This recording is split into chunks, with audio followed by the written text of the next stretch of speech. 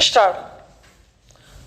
सभापति महोदय, माननीय श्रम मंत्री जी ने जो श्रमिक संघ संशोधन विधेयक प्रस्तुत किया है, मैं उसका पुरजोर समर्थन करता हूं। जैसा मंत्री जी ने अभी बताया कि लंबे विचार विमर्श के बाद श्रमिक संगठनों के रजिस्ट्रेशन से संबंधित जो व्यवसाय संघ अधिनियम है, उसकी लगभग 6-7 धाराओं में संशोधन का प्रावधान किया गया है। श्रम संगठनों का व्यवस्थित और व्यावहारिक होना बहुत आवश्यक है। हम सब अनुभव कर रहे हैं, देख रहे हैं कि इस देश में श्रमिकों के हित में श्रम संगठनों का महत्व है। देश की आज़ादी के पहले से और देश की आज़ादी के बाद बहुत सारे श्रम संगठनों ने देश हित और उद्योग हित को सर्वोपरि मानकर अपने श्रम संगठन चलाए, लेकिन बहुत सारे संगठन ऐसे रहे हैं जिन्होंने केवल अपना ही हित देखा है, उद्योगों का, देश का हित नहीं देखा।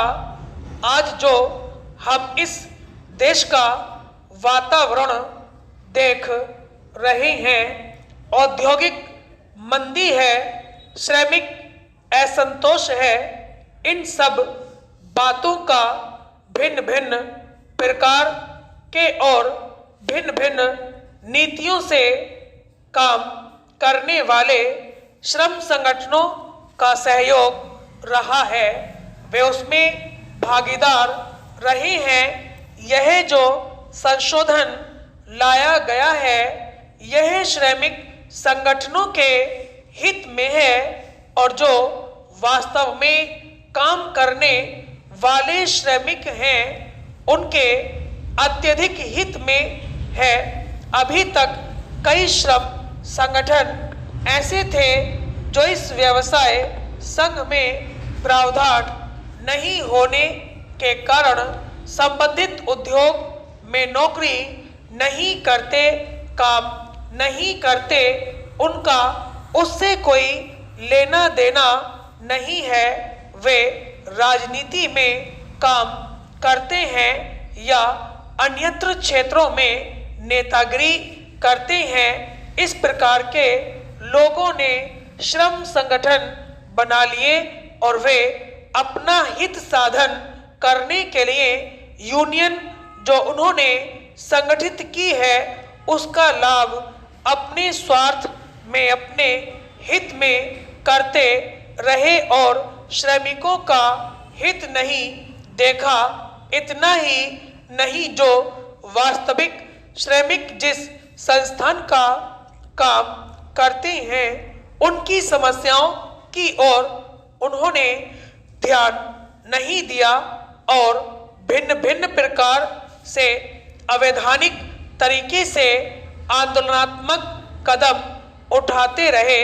उससे वास्तव में उन श्रम संगठनों और श्रमिकों को तो हानि हुई ही, उद्योग को भी साथ में हानि हुई और कुछ लोग इस कानून का या इस योजना का दुरुपयोग करते रहे।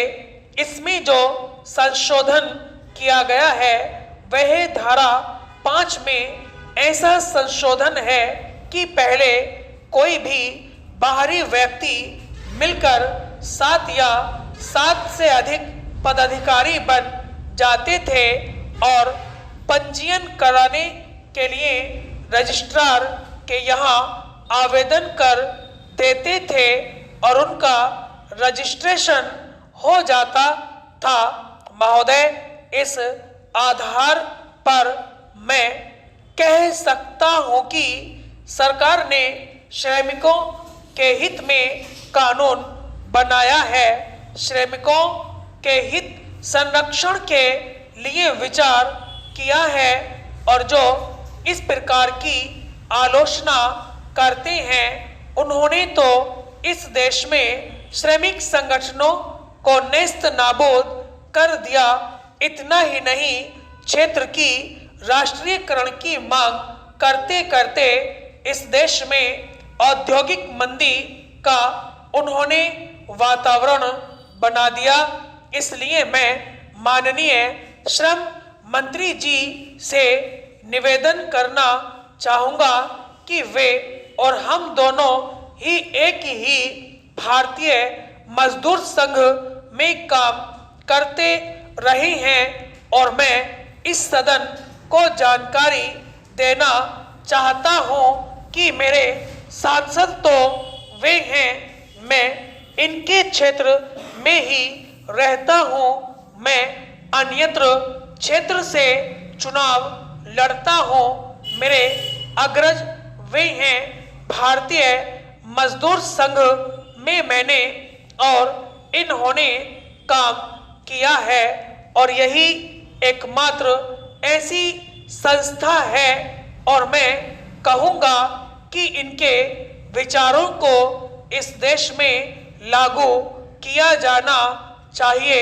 हमारा सिद्धांत है कि उद्योगों का श्रमिकीकरण होना चाहिए, अर्थात उद्योगों में प्रबंधन में श्रमिकों की भागीदारी होनी चाहिए।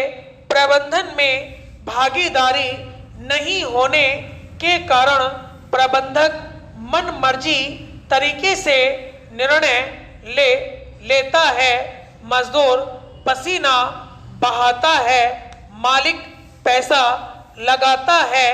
एक का पसीना और दूसरे की पूंजी लगती है, तब दोनों मिलकर कोई कार्य करते हैं और जो उत्पादन होता है तो उसका लाभ दोनों को मिलता है। इसलिए औद्योगिक व्यवस्था में प्रबंधन में श्रमिकों की भागीदारी होनी चाहिए। उद्योगों का राष्ट्रीयकरण करने की आवश्यकता नहीं है।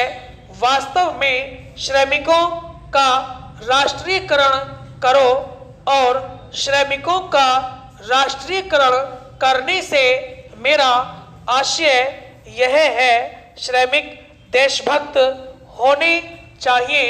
अगर श्रमिक देशभक्त होंगे तो उद्योगों का भी फायदा होगा और देश का भी फायदा होगा।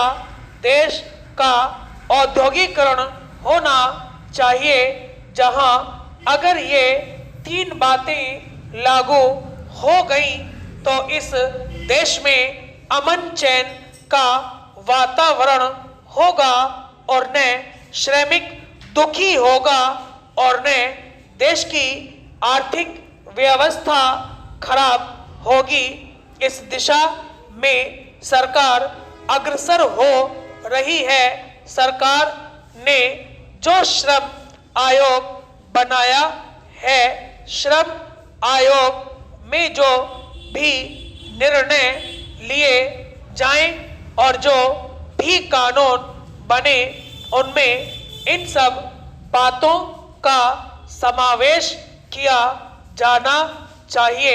मैं उम्मीद करता हूँ और मुझे विश्वास भी है कि जिस उद्देश्य से श्रम आयोग बना है उसकी जब सिफारिशें आएंगी तो उन सब को लागू करने के लिए इन सब बातों को ध्यान में रखकर देश हित में और कानून बनाए जा सकते हैं। स्टॉप।